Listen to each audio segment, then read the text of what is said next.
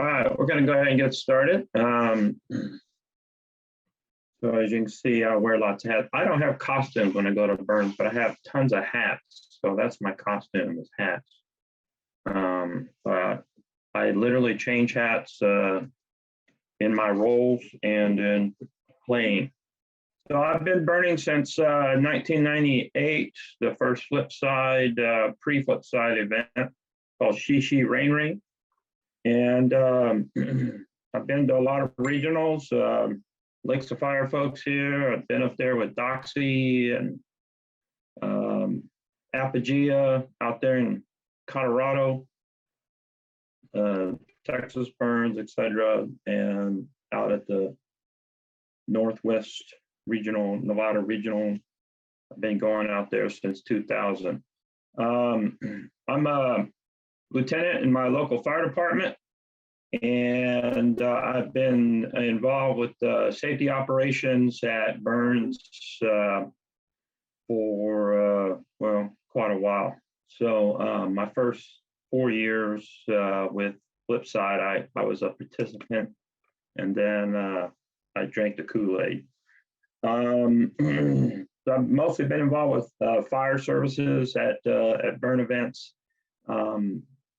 And I've been involved here with the safety side for quite a while. So been around leaders from every possible department in a burn event. And we are starting to see people adopting this whole ICS concept and even non-safety departments, which is really exciting.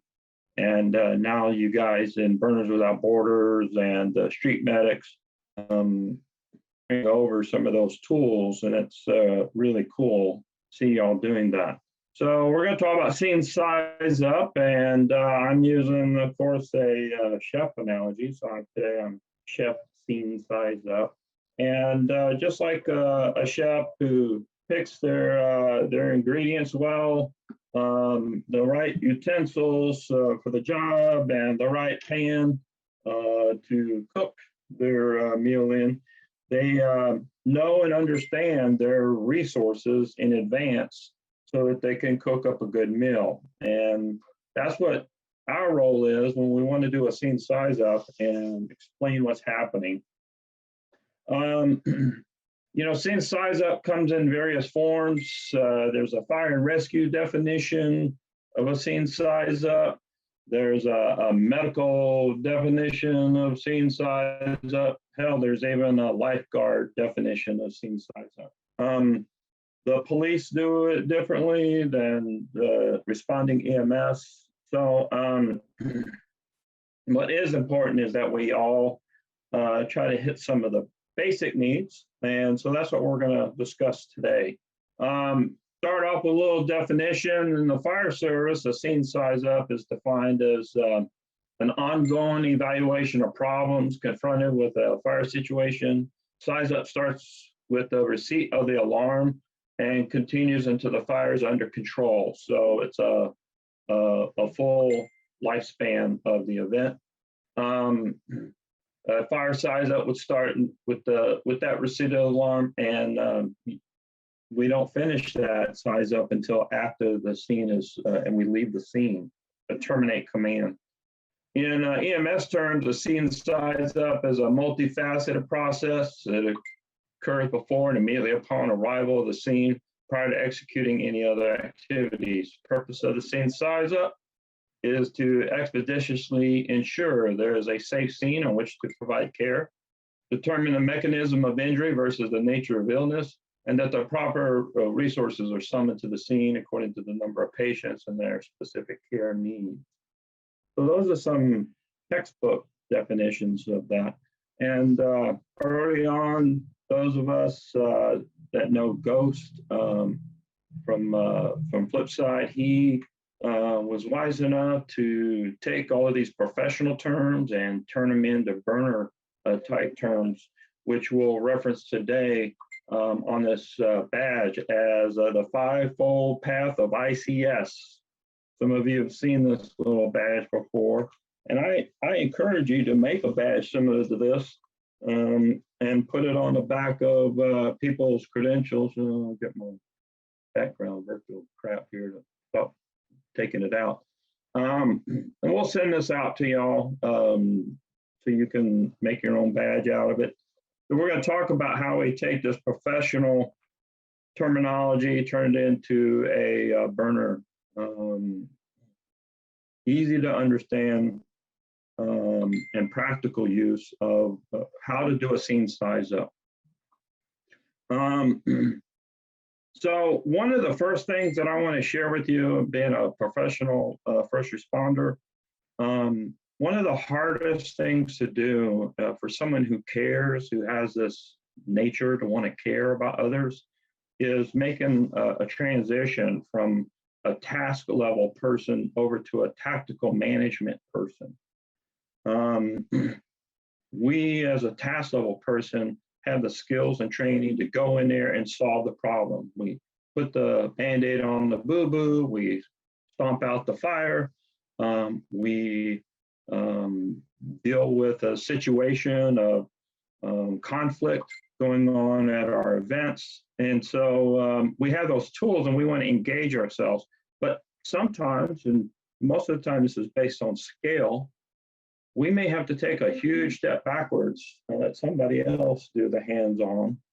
And for myself, then I become this tactical manager. I'm calling in the shots and getting the resources I need and getting the scene taken care of, the situation taken care of, so we can move on and enjoy our event. So that's a big one to chew. How to do the scene size up is you got to learn to kind of take yourself out of the scene for a second and ghost it. You know, you're kind of like a drone flying over and working to manage your situation. So let's talk about the five-fold plan, five-fold path of ICS to get yourself engaged here. Well, let me take a step back. So whether you're called to the scene or you walk up to the scene, you're pretty much going to run through these same steps. So there's not really anything different going on for your situation, and depending on what exactly where you're at in your role at that time. So you're going to use these same skills, and these skills apply whether you're a dirt ranger or you're the head of a department and you're running the department for that day. You're going to use these same skill sets. So the first thing that we always do, you heard it in the professional terminology, and you may have heard us talk about this in other ways, and it's the obvious thing, and that is my scene safe? So you need to make sure that your scene is safe, and there's obvious reasons why. First one is you're of no help to the situation if you're endangered or you're not capable because of obstruction to manage or help manage the situation. So number one, I'm number one, no matter what. Even as a first responder, professional first responder, and I respond to a fire, I'm not going into that house to save somebody if it's unsafe. I'm going to assess my risk and make my determination. So how do I do that? Well, I use my sensory clues. First one is sight. Obviously, look at the situation. Does it leak? Oh, is there something toxic going on? Do I feel like that smell, that odor may lead to a worse situation? What may happen for us at a burn, an RV that is smoking? It may or may not be showing flames, but there's smoke coming from the RV. You're going to obviously smell it. But what you're not going to smell are all the toxics that are off-gassing in this burning that these RVs are made out of today, that literally can kill you on the spot or severely injure you in the future. So my sense of smell is important. Sound, what am I hearing? Is the structure still creaking as it's collapsing? Obviously, I need to use my ears. Tactile, I'm aware of things around me by temperature or by, I feel heat. I shake it and it doesn't seem stable. So I'm going to use that sensory clue. And then the other one that we all have is intuition. So I'm going to make sure that I have utilizing my base of knowledge. So here's another handy clue for you to make yourself useful doing scene size up, is get to know what the other departments do. Try to sit in on the cross training. If you have a safety side event and there's a cross training opportunity, go learn about your psychological resources or your rangers or medics, and sit in with them and just kind of understand what they do, how they operate their protocol. All right, so also on is my safe scene, we asked the question, is my partner and others responding, and the public in general, are they safe? So I'm analyzing to see if everything around me is safe, if other people are safe. And then finally, are we all safe? So we actually ask ourselves that question professionally when we walk up to a situation. I'm safe, you're safe, we're all safe. When you take a test for EMT, that's the first thing you have to say out of your mouth when you're doing your practical skills. I'm safe, you're safe, we're all safe. If you don't say that, you automatically fail that skill. So it's an embedded thing that professional responders do. You should do it too. Make sure my scene is safe. Next on my five-fold path of ICS, what's going on? So I need to analyze the situation and see what's happening and try to take a very detailed subject and condense it down to something that is easy to understand and can be described very rapidly. Anybody here ever do the Lego exercise or the drawing exercise where a person describes to a group something they built out of a Lego without showing it on screen? And those people have to build the same thing with a Lego. You describe the color and the shape and the direction to which they're being attached. You can do it with paper too, like draw a house, just a stick figure of a house, but you have to do it by describing it. So choosing my words wisely are important, and making sure that we're all working on this similar vocabulary. One of the things that you're going to learn about ICS is how we work to make our vocabulary similar. As they discovered early on in these mass incidences, everybody using their own 10 codes, 10-4, 10-27, send in a tanker. Well, in the fire service, a tanker to the Forestry Service guys out in Western United States is an airplane. Here in my little town in Needville, Texas, a tanker is a big truck with water in it. So if I call in a tanker and I'm out in California, I'm expecting a truck coming down the road, and here comes an airplane. So knowing your resources, what they have to offer to you, kind of helps you understand what's going on.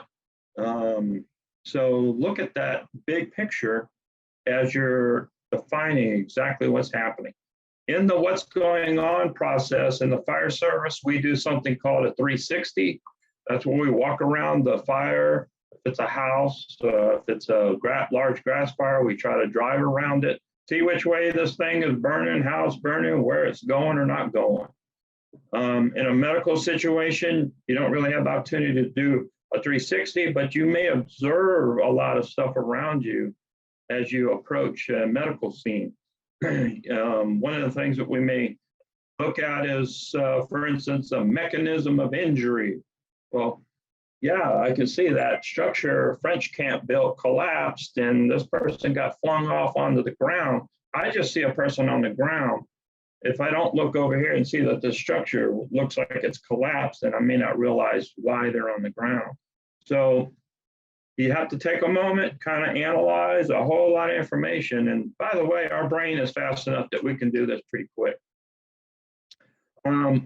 Next of the five-fold path of ICS is what do I have? So if I got a fire, I need to call it a fire. If I've got a medical situation, I've got to call it a medical situation.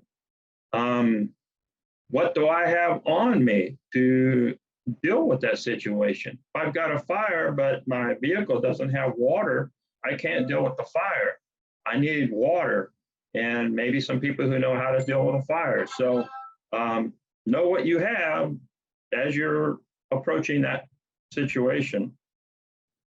In all of these steps, I'm still using my sensory clues. I'm still understanding smell, my eyesight, my intuition, my tactile, my sound. I'm being cognizant of all of this stuff while I'm doing this size up.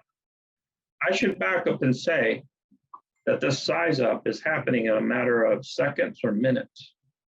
So it's not something that we're studying for a long period of time. Generally, when we talk about size ups, we're talking about an unplanned event. So as a ranger, you walk up upon the beginning of a dispute between two camps.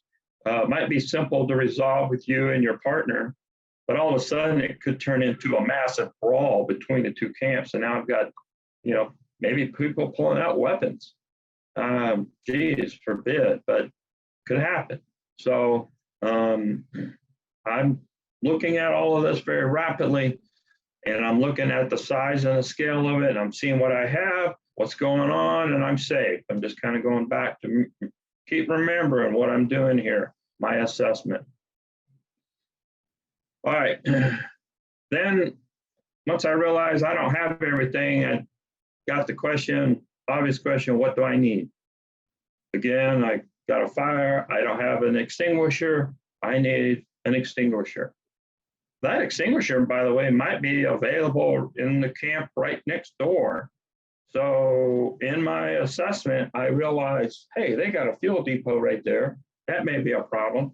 But because of the policy of the event, I've got a good size extinguisher there, and we can grab it and utilize it. Or I need to bring in my fire team with their resources. Or this fire is bigger than what your fire team can handle, and you may need to bring outside resources in. All of your departments should have had some opportunity to plan for that. They know that the fire is bigger than the capacity of the department. They already have a relationship and a process to bring in outside fire. Medical, some of you are getting more sophisticated in your hiring advanced life support personnel, a private ambulance to sit somewhere on your perimeter of your event, and they're available when needed. You have maybe folks who can help get someone who is overwhelmed during the event and need to get away, maybe a secluded spot or even off-site, and you may have some folks to help make that happen. So knowing what is out there, again, is vital and important. And then finally, when I see my situation occurring in my five-fold path of ICS, is who do I tell? Obviously, we need to summon our resources, and we need to tell it to them in a way that they can understand it and exactly what you need. Flip side chooses to use a centralized dispatch to the Rangers. We don't have a separate dispatch department. Burning Man has a separate dispatch, which is called Black Rock. So everybody on a radio that needs safety resources just calls out to Black Rock. At flip side, we call out to the ranger that's in charge, Khaki, and we ask Khaki to assist us. We tell them what we need, and they record this information and make sure that the information got to the resources that you're summoning. Hopefully the departments of those resources are listening to the same channel. And so there's really no need to technically repeat anything unless it's not heard. The fire team hears it and says, we're on our way. Medics hear it, we're on our way. More rangers are needed. CACI will then direct those resources to your incident. So our five-fold path, just to recap it, is my scene say, what's going on? What do I have? What do I need? And who do I tell? Let's talk a little bit about that communication. We're going to have a full session on communication, so I'm not going to go into detail. But the things to remember, first thing is before you got the situation, before you instantly want to key that mic, you haven't really done your five-fold path. You just looked at everything, help, I need help. Well, you may realize that you're not even broadcasting on the right channel because for some reason you turned over channel. So check your radio, obvious thing. Next thing, take a breath. We've all heard this, and literally take a breath. Everybody with me, look at my screen and take a breath. Come on, all y'all, I want to see some chest going in and out. All right, we took that breath. You feel just a tad bit calmer right now? I do. And it really does work. And so take that breath. And then during that time, I'm thinking about what I'm going to say. And maybe you've been capable enough to scribe down some clues for yourself about what you're going to say.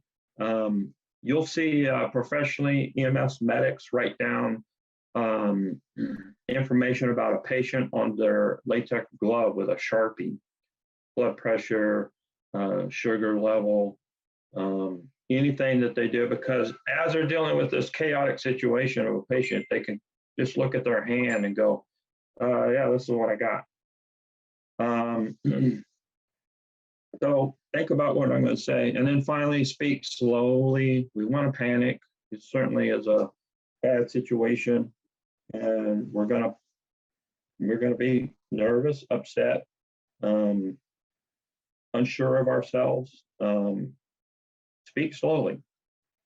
And your main job is to summon help to you. That's it. In the scene size up is summons the help if you need it.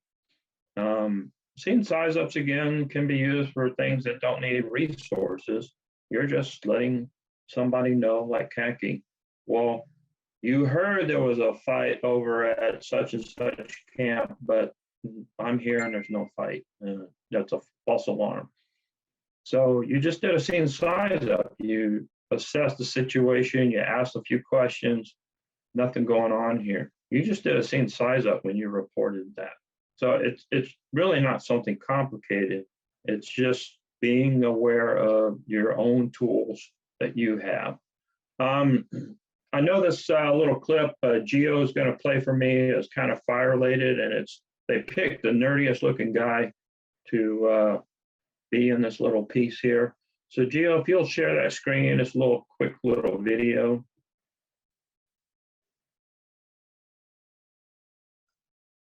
Yep, give me just a second. I sprung it on her here, so. Okay, let me get that.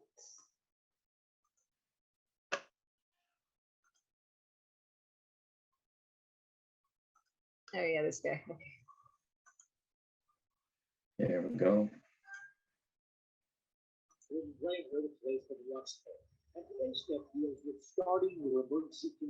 Can y'all hear? Positive and effective manner every time. Oh, there you go. First responders, but I want to direct this particularly at our fire service friends. Anyone can be first on scene of a fire or other emergency scene. The first person on scene may not be a seasoned ICS veteran, someone who's very familiar with the incident command system. However, without proper training on how to provide key size of information An incident could start poorly and go downhill from there and endanger the safety of all personnel who respond to the incident. Effective size-up communication from the first arriving firefighters are necessary for everyone's safety. Fire personnel should be taught to relay OCRAA information to fire dispatch. So, what is OCRAA? Well, here you go. The O stands for occupancy. Occupancy of the involved structure, the area, or the vehicle. This can be very short, such as a wood-framed single-family residence or a gasoline tank. The C, the condition of the emergency. This could be fully involved, or light smoke from an upstairs window, or alarm sounding with no visible flame or smoke. The R, the rescue profile. This is a quick first glance of the potential need for an imminent rescue. It could be as simple as unknown if victims are present, or 3 occupants trapped on the 2nd floor of the building. The A, action should be noted. If the first on-scene firefighter is going to take any action, he or she should give a quick description of that action, such as checking for victims or shutting off utilities. The second A, assignments should be noted, such as first in fire engine to arrive, cover the exposure on the B side, or upon arrival, set up for a 2nd floor rescue. Some agencies provide a laminated business size reminder for OCRAA. Remember OCRAA the next time you are first to arrive on an emergency scene. And that is today's Flipping Lexical. Gordon Graham signing off.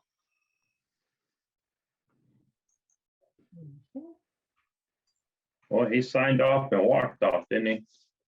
Okay, you're going to go on the internet and look up scene size up if you haven't already while I've been talking. You may find yourself getting a flyer or a textbook about it, and you're going to see a gajillion acronyms for describing how to do a scene size up. Same thing occurs in the rest of the steps of the ICS incident management. Why these things have acronyms, I think most of the time it's because most of us firefighters are dumb, and we need cheat sheets to get ourselves through the test. So you don't really have to remember OCRA or, I don't know, OCRAA, but I think the information is useful, and you'll still see all of the same basic pieces of information of what's needed when you're doing your size up. So why did we talk about size up now in the conference? Because when we later get to doing scenarios, one or more of y'all are going to volunteer to become the incident commander. And in our belief at Flipside, everyone is an incident commander. It is not because of a badge or a hat that you have that role. Not how many years you've been doing the job, or if you're brand new, day one, fresh out of the box. Everyone is an incident commander. And so we want everyone to have some basic skills, because bottom line is these events are big. You're the eyes and ears. You're going to be the one dispatched to the scene. And we need you to help us. I mean, there's just no way, like in the previous session, can our leaders stay on duty all day, all night, and all through the entire event. And they need a chance to enjoy the event too, or have a break. So everyone needs to be prepared for this. And we want you to start practicing these skills. Those of you that are at other events, we think it's vital that you share this with your team to do the same thing, to start practicing the skills. And this isn't just the safety departments. We've integrated into Flipside or safety side rather, our side ops team, which is like DPW, to come and listen because their resources have been handy in our actual situations that we've had.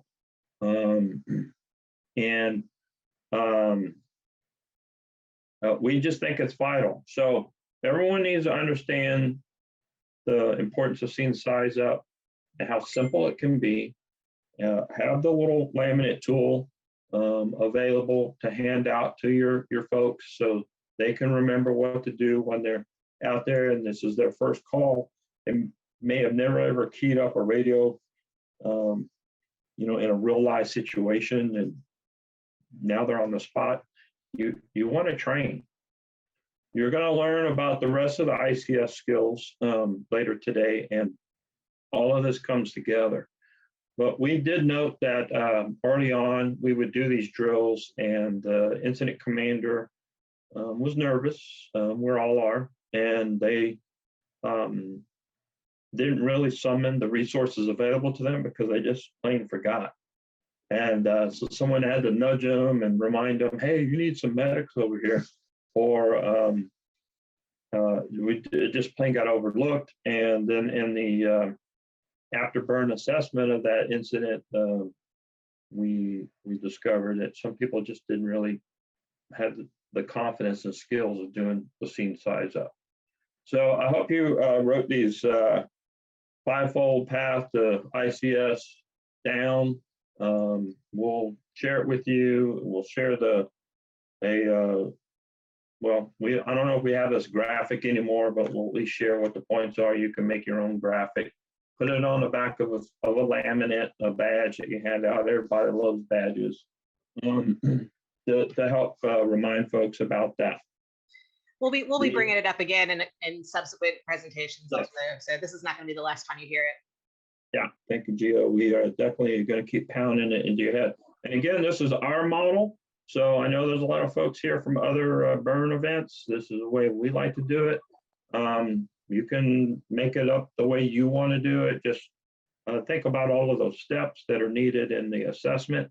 So you start your incident commander off on the right foot.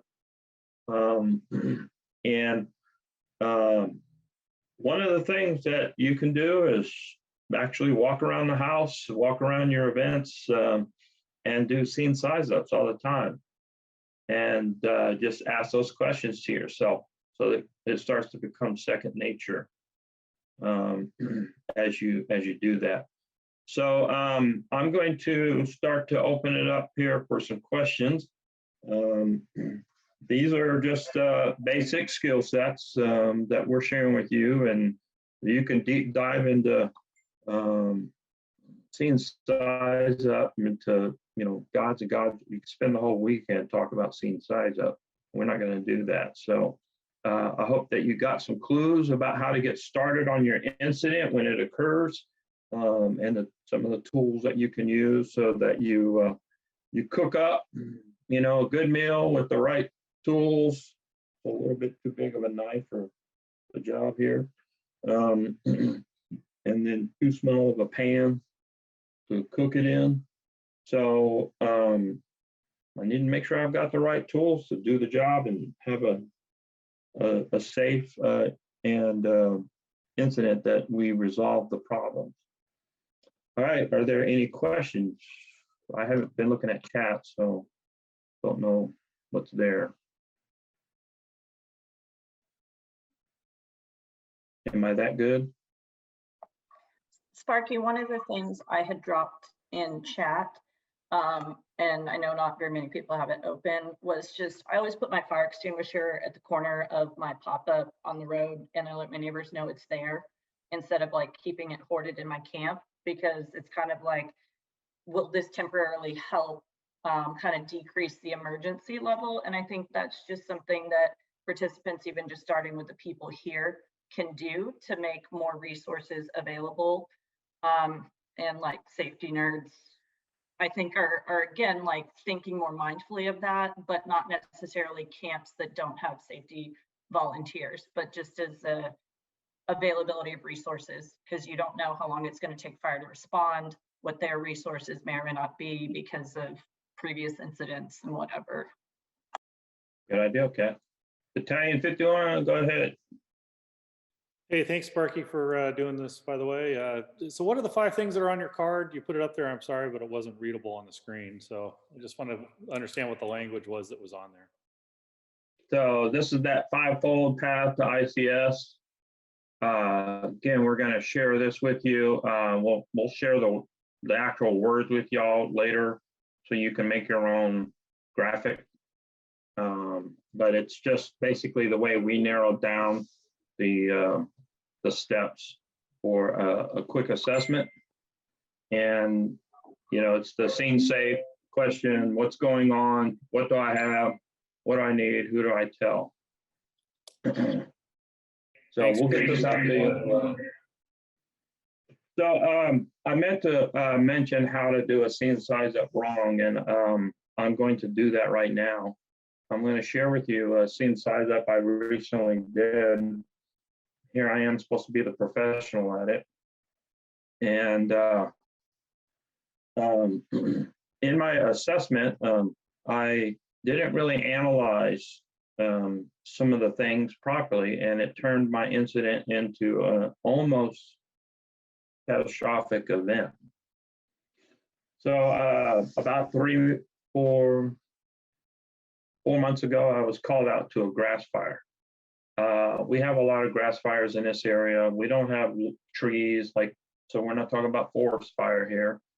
Tall prairie grass. And in my area, I'm close to the coast, about an hour away from the coast, Gulf Coast, and our soils here can be saturated while the vegetation above is completely dead. So it's perfect fuel for a fire. I get called out, and only 2 of us went to the station. That's kind of part of my initial problem in my assessment. So to every incident, we want to call out what we call a brush truck, also known as a booster. It's basically a pickup truck with a tank and a pump on the back and some tools. It's usually 4-wheel drive. And we also send out, as our protocol, a tanker, as I mentioned earlier, big truck with water. In case my little booster runs out of water, I can go back and get some more. We don't have hydrants except in the city limits, which is about 3 square miles of area, where my district is 174 square miles. So we bring the water to the battle. So only 2 of us at the station. The other guy that arrives can't drive. He's not old enough or doesn't have a proper license to drive either one of the vehicles. So he has to come with me.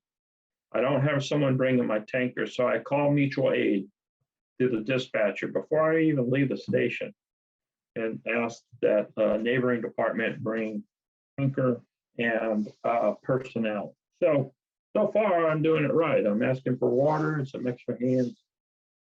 As we always say in our fire services, you can turn them around and send them back. No one is upset about that. So I'm at the farthest, my incident's at the farthest end of my district, so it takes me 15 minutes or more to get there with lights and sirens. I see good smoke, so I start calling it in. And before I'm even on scene, I tell the dispatcher, we have heavy smoke showing. That's kind of letting everybody know maybe we need to step it up. Maybe Sparky didn't ask for my department to come. I'm the next one down the road, but we'll be on standby just in case he needs us. I get to the scene, and I do got a good grass fire going. I've got about a 25 mile an hour wind, which is pushing this fire pretty rapidly. And I got a panicked farmer running up to me, or landowner running up to me, telling me, the whole place is on fire. So that's all I get. The whole place is on fire. When I made my initial visual assessment, it looked to me like I could gain entry right from the road into the pasture through an opening in the gate, make my way right to where I need to be. And we always fight fires in the black. That's why we don't want to be in the fuel, so we get burned up. We go where the fire had been. But the wind is blowing the fire back into the black. So basically what's happening is it's advancing because of radiant heat, but the wind isn't advancing it. It's blowing it back to where the fire was. So I've got heavy smoke and some pretty good flames coming back at me. So I made a plan of attack. I said, well, I can just if I can get just to this one point after going through the gate, I can hit this fire and knock it out. I didn't tell anybody that's what I was doing on the radio. It should have been my next step. I established command. I did that right. And I started to drive into the property and immediately stuck the truck. Four-wheel drive and all, almost down to the axles. So now my truck is incapacitated. I'm not able to make that assault that I thought I could do. And my rig is actually at risk because I still have some fuel off to the right-hand side of the vehicle. And the fire was trying to approach that. Here's where I messed up. So now I didn't remember, by the way, to go from that task level to the tactical level. So I wanted to go in there and put this thing out quickly, and I thought I'd have it resolved. Whereas I should have stayed on the road and start marshaling in resources and let those resources battle the fire, even though the fire would have spread. But I didn't do that. I made myself that task level person. At the same time, I tried to be the tactical management. And as I was at that point trying to communicate on the radio, I was unknowingly, I was standing next to a pump that was running, very loud pump. We're trying to squirt water onto the fire to protect the truck, and no one could hear me. And I'm wondering why no one's responding. So I wasn't being a smart ICS manager, and I didn't do a good scene size up. I should have analyzed the soil, which would have meant what? Getting out of the truck and stepping on it, looking to see if I'd get stuck or not. I should have gone a little further down the road, did a more visual assessment, see how far this fire was spreading. And once it became known to me by my cell phone that I wasn't communicating on the radio very well, I realized I stepped away from that loud pump. Then people could hear me. Resources were on their way.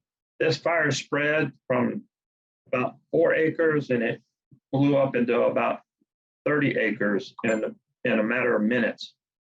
And it was almost getting to a point where it was going to approach a house, and then a thunderstorm rolled in and put the whole damn thing out. So I got lucky, thanks to Mother Nature, where I didn't do my scene size up well. I didn't do my ICS toolkit very well, and blew it. And all because I thought I could take care of the situation rapidly and knock it all out and minimize the resources having to come to my incident. So even the professionals make mistakes. You're going to make mistakes. I guarantee it. That's okay. We're volunteers here. You don't have some kind of high level expectation that you do this 100% right and lose your job and get fired. That's just not going to happen. So it's okay to learn this stuff as you go, and again, just keep practicing. Okay. Any other questions about scene size up?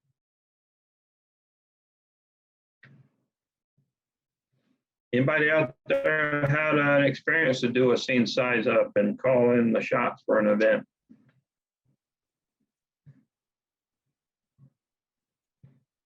No?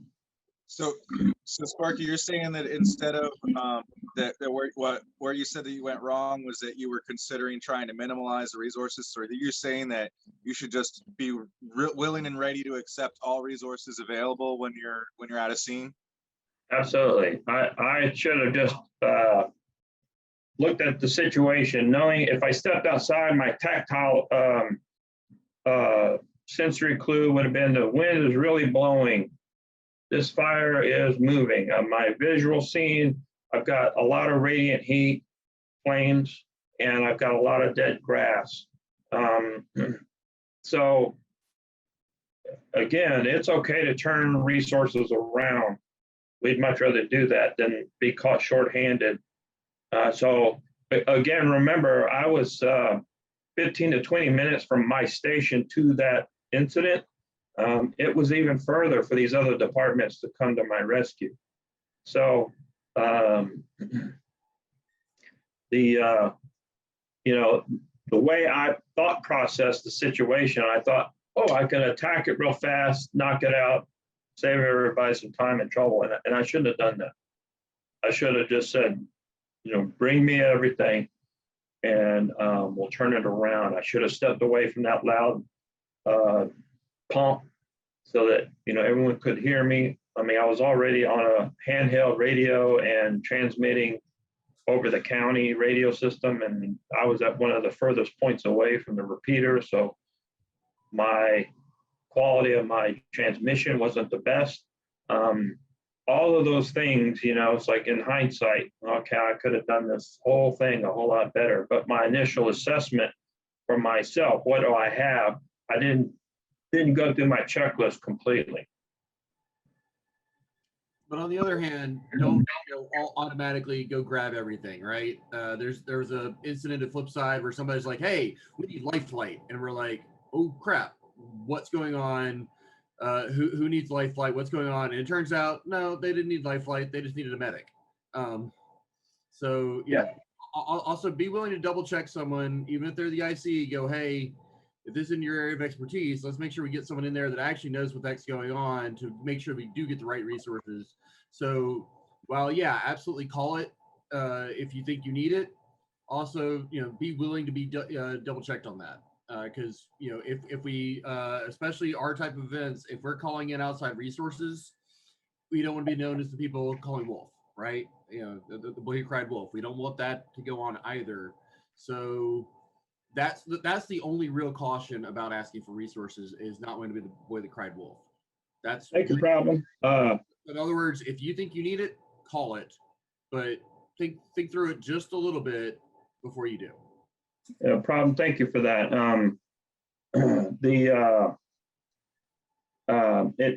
The thing about those outside resources in this situation, like what Problem's talking about, we have protocols in our safety documents. So in our safety plan for the event for that year, we will write down, okay, what are our steps to calling in life flight? So we don't want a dirt ranger pulling out their cell phone and they happen to have a signal and start dialing air medical. We get our medical staff to make that assertion that, is this necessary? So a next level for our medical is to also involve advanced life support services. So this ambulance service would come in and they actually have the direct line to call air medical and set that up. So we could let our medical staff make that call, but we choose in our emergency plan to, if we can, to bump it to that next level and get that assessment, because it's going to be good that they're there to stabilize the patient. The good point, let's go back to the initial size up. If you're walking around and you're on the radio and you say, hey, there's a guy laying down here and he's bleeding from his leg, it might be helpful to know that his leg is completely amputated. Then we probably want a little bit of that information. We probably want to say things like, I had the experience, I'm going to try to get a tourniquet put on this leg and stop the bleeding and save this person's life.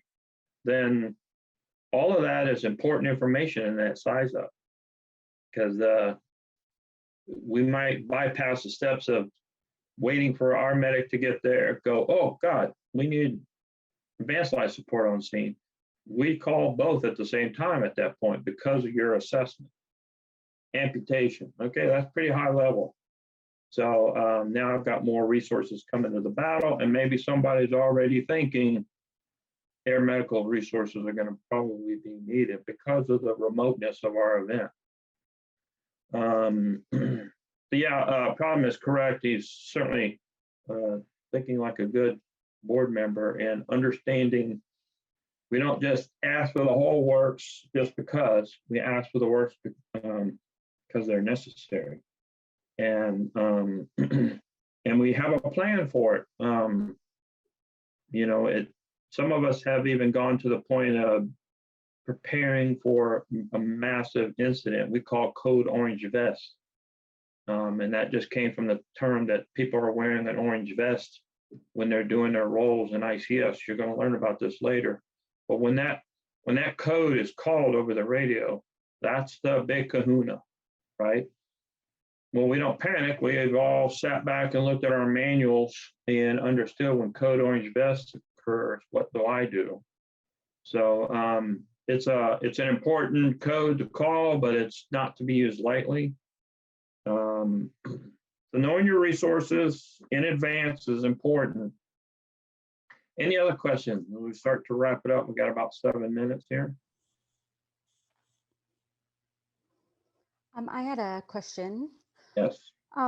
So if there is an incident where you're not able to communicate what your needs are, like over the radio, like a specific example, I was doing a sanctuary shift with one volunteer late one night, and we had a very aggressive participant that had been brought to us.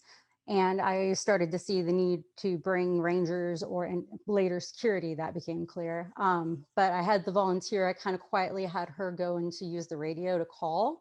And it caused him to get extremely upset, got up in our face, got very aggressive. Don't let them come here, call them off.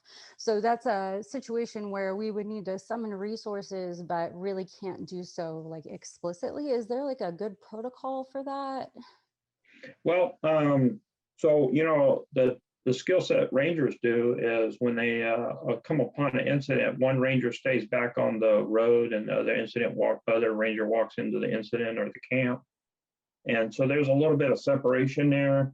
And they can use some basic, you know, nods and sign language to say, hey, we need some more help, you know, and they're kind of doing that to their partner. And so if you can seclude yourself from your incident to call in the resources, you don't cause that extra panic, that's helpful. But bottom line is you're needing to protect yourself first, right? So if this person is hostile or not, obviously it sounded like they were kind of on the edge of being triggered anyway. You know, come up with a subtle way of asking for help. You could use a code. You know, like when we arrive on a medical scene professionally, we use color codes. So my patient is green, they're pretty much okay. My patient is yellow or red, I've got a major incident, right?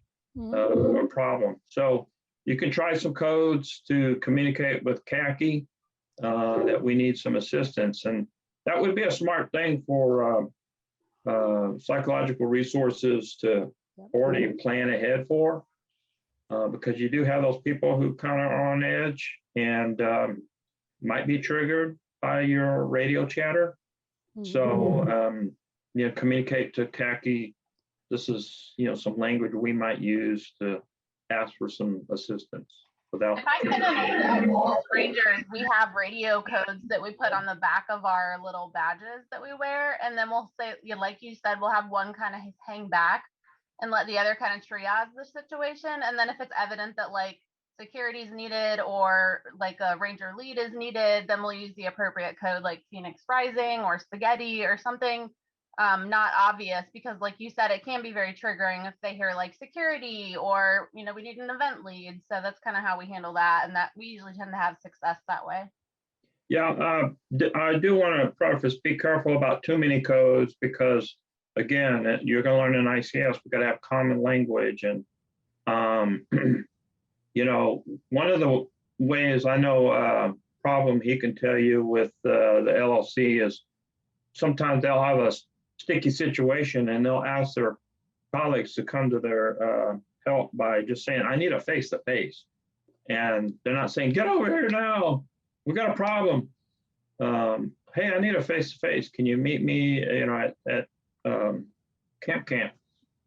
And that may not sound so triggering to your patient, just that subtle language. So I don't do a lot of codes, but you know, you do a particular situation in that environment that you're in, that I honestly will say I don't. I really appreciate the resources y'all provide, Pixel, to the community, because as a former LLC member, it took a lot of weight off my shoulders to know that there were some folks like yourselves and professionals who could help manage these people that may overindulge or have too much of a experience. Yeah, Any other questions? Sparky, can I throw a point in there real quick? Can I throw? Don't forget, if you're in sanctuary and a person is getting aggressive, your safety still comes first. And if you need to back away, to the other side of the event and then call rangers, that's okay. If a person's getting aggressive and you need ranger help, that doesn't mean you have to stick it out. You can back away and get away from them. Exactly. And as Sparky indicated, one of the reasons Safety HQ is all basically in the same place at Flipside is so that we can easily do those kind of face-to-face conversations for situations like this. It's real easy to have someone at Sanctuary step away, and even if you like really need to stay inside of the Sanctuary tent, just go tap a medical person on the shoulder and go, hey, I need, can you guys go talk to Khaki? I need Khaki over here. I might need Actual over here so that I can figure out what's going on. And you know, get the right resources. So and you be able to have a face-to-face conversation over in the medical area or over, you know, right behind the echelon trailer, etc. That's one of the reasons that we do consolidate that in that area, because the radios are a great tool, but face-to-face communication is always going to be superior to a radio, Right. unless you actually are off in BFE and on the other end of the property, right?